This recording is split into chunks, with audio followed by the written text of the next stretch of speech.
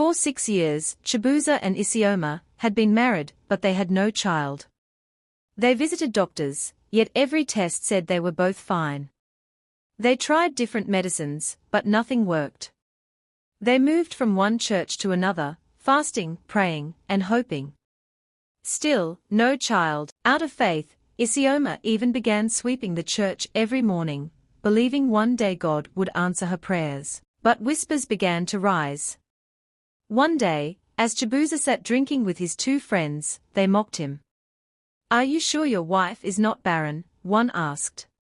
"Why don't you try another woman, just to know if you can make her pregnant?" Another laughed. But Chibuzor shook his head.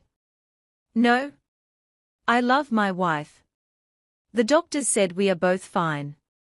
I will wait on God." Still, their words troubled him. He remembered how, before marriage, Isioma had gotten pregnant 3 times, but they had lost each one. Sometimes, he wondered if God was angry with him, or if it simply wasn't time. Then came the pressure from home. His mother, an old widow, who had only him as her child, began to call constantly. "Chibuzor, when will you give me my grandchild?" she asked.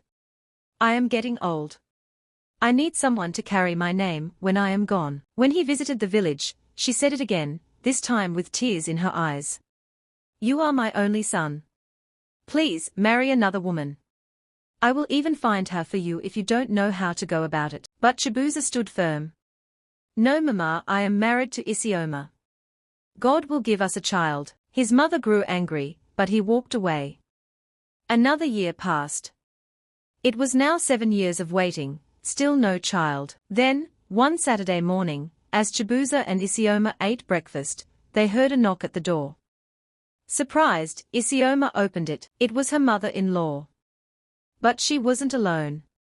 Beside her stood a young woman. "This is Ngozi," Chibuzor's mother said coldly, pushing past Isioma. "From today, she will be your new wife." Chibuzor froze. "Mama, what are you saying? I already have a wife." But his mother shouted, "Which wife?" "This one. A barren woman. I will not allow my son's name to die. Ngozi will give you a child." Isioma's eyes filled with tears as she ran into the bedroom. That night, Chibuzor's mother forced her way into their room with Ngozi. "Isioma, leave. Ngozi will sleep here tonight." The house turned into a living hell.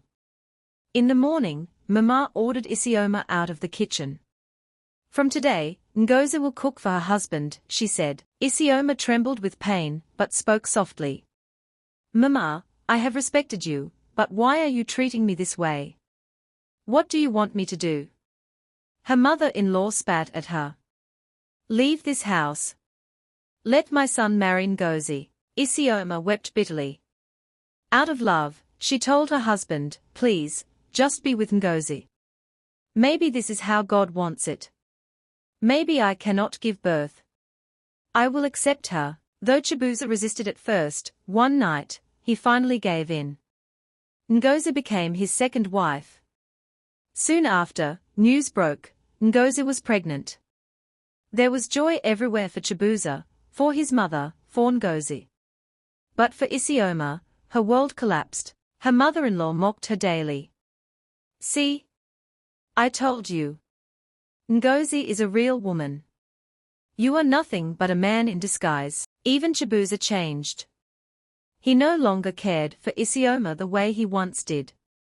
He shouted at her, scolded her, and defended his mother and Ngozi. Isioma felt abandoned. She wept and poured her heart at the altar of the church. "Lord, why? I have served you, prayed to you. Why does the stranger receive the blessing, while I remain childless?" One morning, after an all-night vigil, she returned home. At the door, Chibuzor's mother and Ngozi blocked her. "Where are you coming from?" Mama asked. "From church," Isioma replied. Mama slapped her across the face. "Liar!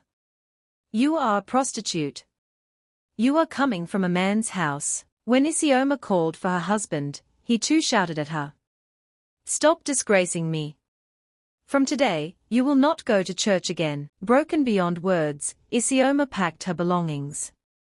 She looked at her husband one last time. But Chibuzor said nothing. So, with tears streaming down her face, Isioma left the house and returned to her mother. And so, Isioma's tears flowed like a river. But the story was not over.